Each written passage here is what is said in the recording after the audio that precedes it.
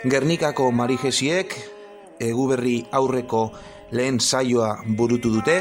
4 guneetan abestu dute Gernikako Marijesiek, Andra Marielizan, Adolfo Urioste 3. Urkieta 6. eta San Juan 3. Bakarlaria Denis Azkarate Izagirre izan da, 28 kopla kantatu dituzte, eta parte hartzailei dagokionez, lehenengo taldean 15 lagun izan dira, 8 andrasko eta 7 gizonezko, eta 28 minutuko iraupena izan du gaurko saio honek. 6 eta laurdenetatik 7 laurden gutxi arte.